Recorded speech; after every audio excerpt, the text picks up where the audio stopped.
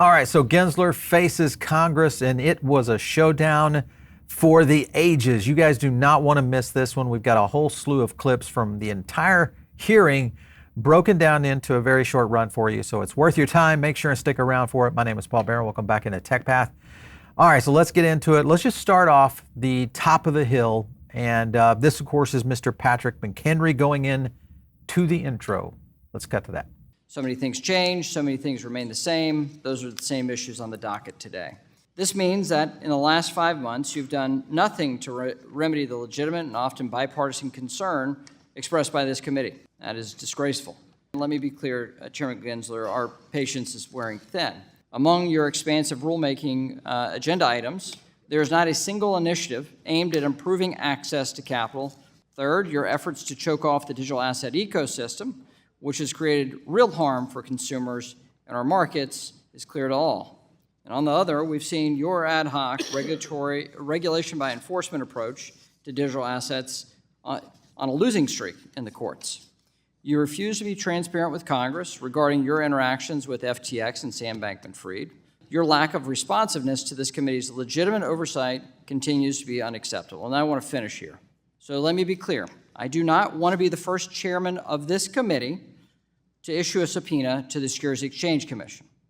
And you should not want to be the first SEC chair to receive a congressional subpoena. Either we find a path forward where the SEC recognizes Congress as a co-equal branch of government and is responsive to our oversight duties, or my option is to issue a subpoena. It's time for you to consider the lasting consequences of your action. All right, so McHenry kind of laying down the law there.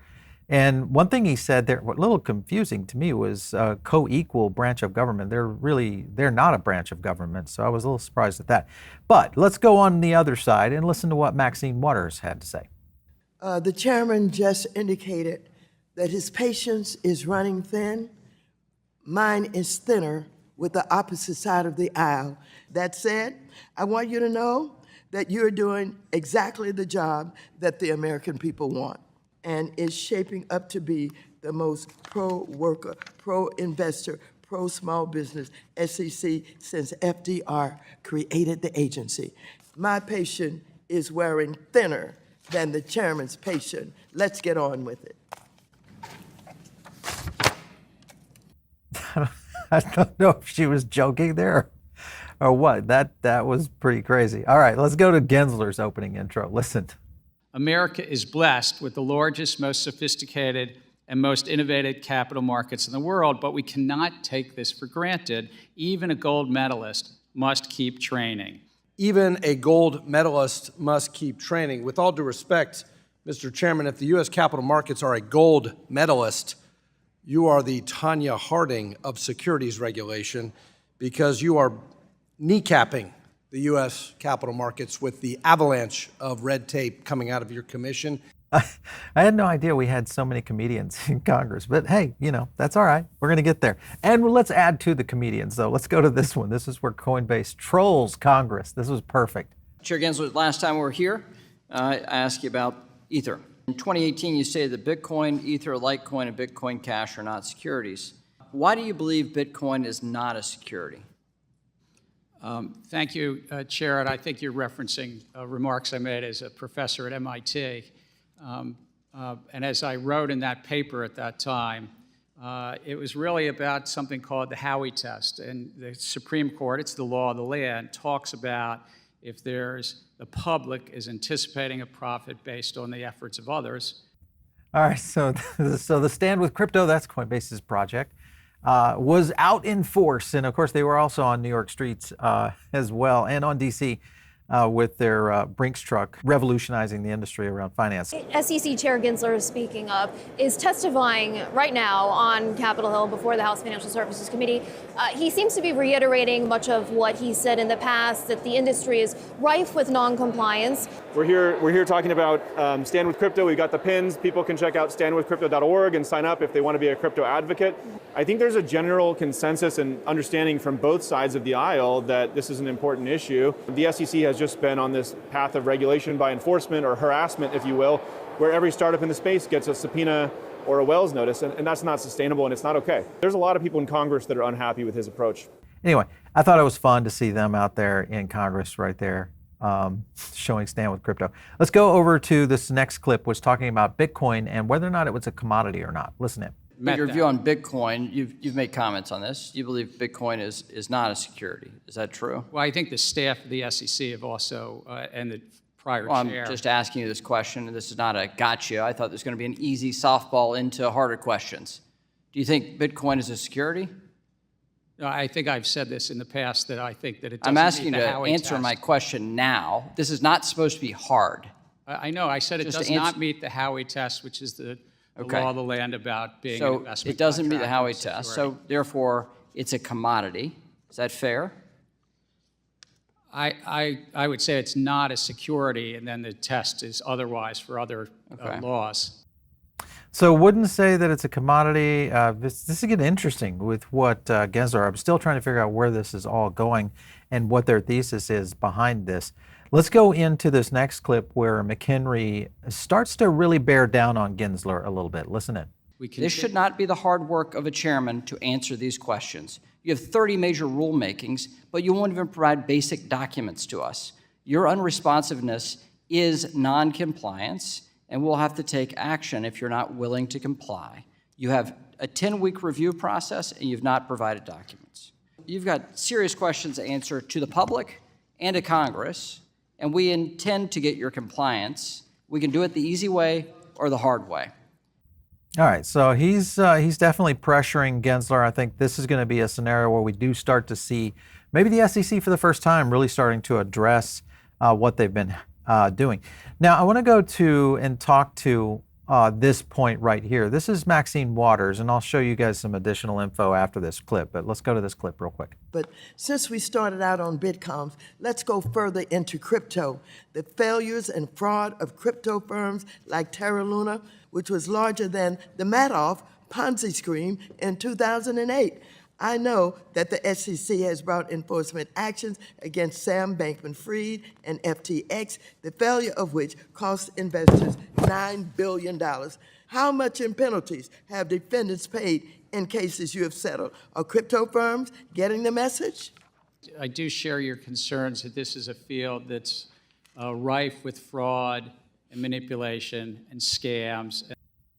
All right, so rife with fraud. Let me just show you guys something right here. This was Maxine Waters blowing a kiss to Sam Bankman-Fried right there. Just so we're remembering the amount of money that went into these campaigns. I mean, basically what you're looking at with SBF, they donated about $40 million into politicians and the political action committees, these PACs, $23 million mostly to Republicans and the PAC supporting these all you can catch on open secrets. And then also to George Soros, who, including George Soros, which was the second largest Democratic donor, meaning FTX, second largest Democratic donor behind George Soros, and then also to the Republicans. So this is across the aisle. It's definitely one of those things that has been bothersome for sure. I want to jump to this next clip to kind of break down a few of the elements that the event really kind of got into. And this gets into more political corruption, but this, of course, is the Menendez gold situation. Mr. Gensler, you've done more than anyone in government to thwart the creation of an efficient ecosystem that will allow corrupt politicians to not have to have hundreds of thousands of dollars of cash and gold bars in their home when they could be discovered by the FBI. Chairman Gensler, have you ever spoken to Senator Menendez about the Security and Exchange Commission's Director of Enforcement, Gerbera Grual? No. On May 20th, 2021, your public calendar notes a call with Senator Menendez. What was discussed during that call, if you can remember? 2 years ago, sir, but if I recall, there was some discussion about possible disclosure by public companies of political contributions. Well, you hired Mr. Grual as the SEC's Director of Enforcement shortly after that May 20th call. Are you aware of the glowing statement in support that was put out by Senator Menendez praising your hire? I thank you for letting me know that, but until you told me, or until today. Well, I'm deeply concerned about this. All right, so a little bit of questions starting to rise here in terms of the connections with the SEC and, of course, Menendez. Just as a reminder, Senator Menendez pleaded not guilty to these bribery charges. These were the ones where they found all these gold bars, all of this with him and his wife. So there's some interesting things happening here, or starting to formulate. And I think this is, this is the normal, swamp issue that we do face in D.C. And I think it's one of the things that hopefully this is going to start maybe correcting some things. But let's continue. We're going to go over to our next clip on consumer privacy and the weight of that value. Listen in. The CAT, Consolidated Audit Trail. For over a decade, this bad idea has been floating around the commission since the flash crash in 2010 to collect and store private personal information on every American and every American with a brokerage account at every broker-dealer.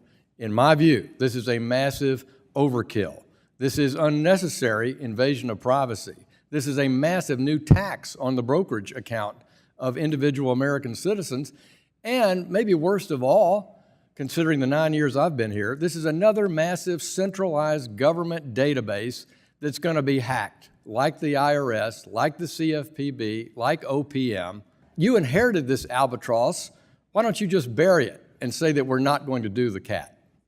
Though I inherited, not only from them, but I inherited from my dad, a real allergy to cats, and it's real. Oh my God. All right, so he wants to do jokes and have fun up there, I guess, as opposed to addressing consumer privacy, which is really one of the major issues. I think Mr. Hill really kind of brought that home. Another problem out there, again, with the SEC, just frivolously addressing Congress, which is amazing to me that Congress does not pull this guy's funding, because they can do it. They can simply change the appropriations that are done at this level. Let's go into the next clip where, of course, Tom Emmers goes into this whole issue around Goldman Sachs and the connection to Gary Gensler. Listen in. Mr. Gensler, you had an 18-year career at Goldman Sachs where you were partner and co-head of finance, correct? Yes, sir. Thank you. And is it correct to say that you made most of your personal wealth directly through your employment at this bank, Goldman Sachs? I've done well since then, too, sir. I'll take that as a yes as well. Do you think it's possible for you to serve as an impartial regulator and not favor large financial intermediaries? Absolutely, sir. This perspective has nothing to do with a concern you noted in a speech last year where you said, quote, "Over the past year, several bank executives have shared their concerns with me about the sheer number of depositors who have moved money from their bank accounts into crypto-related exchanges and wallets," end quote. Right? The concern that those bank executives raised was that there's Again, I'm reclaiming my time, customers sir. were getting hurt. I've asked you to answer the questions as short as I can so I can use the time I have, and it's clear that you would like to avoid answering the questions, in my opinion. An Obama-appointed judge in the Southern District of New York, a bank-friendly jurisdiction where you bring most of your cases, recently found that decentralized financial technology, quote, not only removes the so-called middlemen from these transactions, but it also allows users to interact through a variety of methods in an easy and efficient manner, end quote. The court also said underwriters, like the ones at banks where you work, sir, are, quote, precisely the types of individual roles that decentralized exchanges were designed to eliminate, end quote. This is a field that's rife with fraud and manipulation, and I'm looking out for the American investors who've been hurt by the crypto. Again, I'll reclaim my time. Mr. Gensler, despite your years of rhetoric, like today, I'm convinced you are not an impartial regulator. Instead, it's clear that you are working to consolidate your own power, even though it means crushing opportunities for everyday Americans. It cannot be understated that a common theme throughout your career, sir, is your relentless loyalty to the largest financial institutions at the clear expense of innovation, competition, and everyday Americans. I yield back. I suspect some large financial institutions would not agree with that. There's no question, sir. I've yielded back my time. Okay, so lawmakers came prepared here. I think obviously the problem was Gensler continues to look pretty much fish out of water. He has not been able to really come up with any contrarian answers, which I think are the biggest issue here. Again, this will all depend on how this plays forward. Let's go to this next one, which is the losses that they have faced over a short period of time. Let's play that clip. The SEC saw its first split decision, I would say, in the major crypto case in court with the July 13th ruling involving Ripple's XRP. I worry that we're heading towards a pattern of court battles to determine if each individual token is either a security or not. I think those filings speak for themselves, and I just don't want to in any way speak to something and say, even choosing a word differently than the commission voted to make filings in that following. All right, so then not really an answer. Clearly, we know what happened in the XRP case in terms of the loss that they took as XRP not being a security. And now what we're faced with, I think, is some of the issues around how PR is going to play into this, especially around the future of crypto as a whole. Let's go to this next clip to kind of show you what I'm talking about. And finally, I want to raise an alarming issue that I think needs further attention: the timing of various actions by the SEC while Congress is seeking to establish a regulatory framework on digital assets. To name a few, January 12th, 2023, this committee announces the formation of the Digital Assets Financial Technology and Inclusion Subcommittee. It was subsequently announced that the SEC pursued enforcement actions against 2 firms. March 9th, 2023, the committee hosts its first hearing on the Biden administration's approach to digital assets. An hour before the hearing, you publish an op-ed in The Hill. April 27th, 2023, the committee hosts another hearing on digital asset regulation. You tweet and quote office hours video on your view that most digital assets are securities. May 3rd, 2023, this committee and the House Agriculture Committee, led by my colleague Chairman Thompson, announced our first joint hearing on digital asset legislation, which is unprecedented. You published another office hours. I'm not one to connect dots, but it seems like you're actively trying to undermine the work of Congress. You must not impede our work to do our job, even though you won't do yours. I yield back. If the gentleman wants to respond. I very much respect the work of this committee, and particularly the work of this committee around crypto assets. We have a robust time because this is a field that's rife with fraud and abuse, and so our enforcement agenda sometimes does roll out while you're doing your good work here as well. All right, so, okay, I just, this is getting crazy. It seems like the book is the same, the pages are the same for Gensler. The interesting aspect on this is the coordinated attack that seems to be apparent. The good thing is that Congress sees it. That's the good thing, and I think that's the point that she gets across there. Let's go into Richie Torres and what he had to say to Mr. Gensler. Does an investment contract require a contract? And it has a 4 components. Again, I did not go to MIT, but in the Bronx, if I ask whether an investment contract includes a contract, the answer is typically yes or no. And the court found that the combination of those 2 contracts, the total scheme, the total transaction, the total economic reality, was constitutive of an investment contract. And so a scheme or a transaction does not mean the absence of any contract at all. It means, as it did in Howey, a multiplicity of contracts. In August, there were 6 law professors from law schools as preeminent as Yale who came to the following conclusion, quote, no decision of the Supreme Court has ever found that a scheme that does not involve a contract could qualify as an investment contract. And so do you disagree with that statement? And if so, could you please cite a decision of the Supreme Court that has found an investment contract in the absence of an actual contract? Investment contract has been... What's the name of the case, Mr. Gensler? The Supreme Court case that has found an investment contract in the absence of an actual contract. Do you have the name? Can you cite a case? The SEC... over the decades, whether it's Can you cite a case? Whether it's whiskey. I find it telling that you cannot cite a single case. That's a security. Not a single. How about a Second Circuit case? Can you cite a single Second Circuit case that found an investment contract in the absence of a contract? I understand where you're trying to go, and I'm going to leave that to the very fine attorneys at the SEC in front of courts. Let me finish. This is a question to which you should know the answer, because the definition of an investment contract is the central issue. That's what determines the extent of your authority. That's what determines the applicability of federal securities law to crypto transactions. And your inability to answer that question is baffling to me. I'm answering it consistent with what the Supreme Court has said, which is the law of the land, is a four-part test. And yet you cannot cite a single case. Torres really prepared there. So it's interesting that he, one, is going at Gensler, you know, especially from a legal component, which I think is brilliant. But to the point that Gensler kind of responded is that they have some defense, and in fact they don't. So pretty interesting. He goes further into this, and now he's talking about NFTs. Listen in. Suppose I were to purchase a Pokemon card. Would doing so constitute a security transaction? I don't know what the context is, but if you're just purchasing a Pokemon card. If I purchase a Pokemon at card, is at that a security retail transaction? store, that's not a security. Okay. If I were to purchase a tokenized Pokemon card on a digital exchange via a blockchain, is that a security transaction? I'd have to know more. Okay, so for you, the process of tokenization is what transforms a non-security just said transaction into a security it- transaction? Look, if the investing I thought you were public- technology neutral. Interesting. Okay. Couple more clips here for you guys. Let's go into Davidson. He talks about getting rid of Gensler, what it might look like. Listen in. Chairman Gensler, recently a federal court called your rejection of a Bitcoin ETF, quote, arbitrary and capricious. If anything a judge says would change your mind, you responded, quote, well, no, not really. It seems that you don't really recognize the authority of the judicial branch. You seem to have a love for the Howey test, selectively applied as illustrated by Mr. Torres.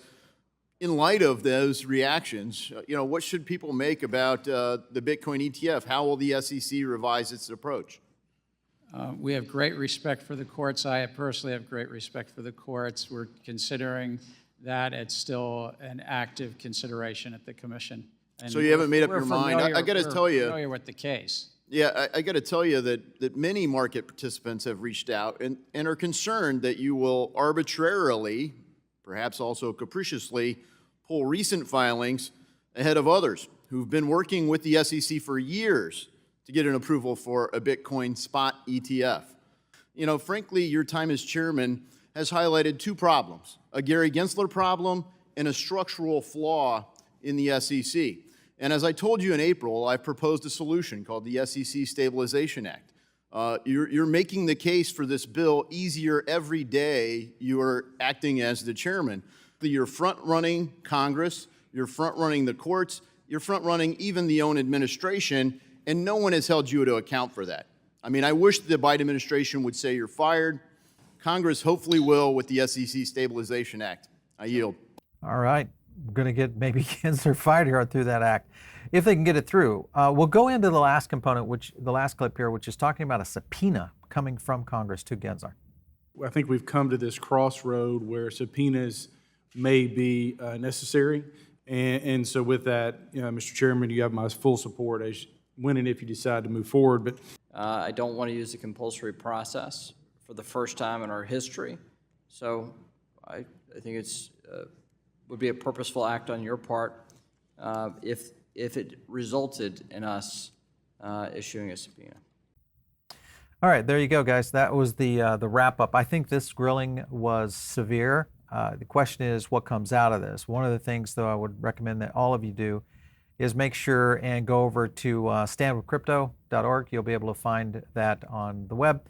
And just get involved, because there's a ton of people out there that are now starting to call their congressmen, contact all their lawmakers, and really make a difference, I think, going forward. So make sure and do that.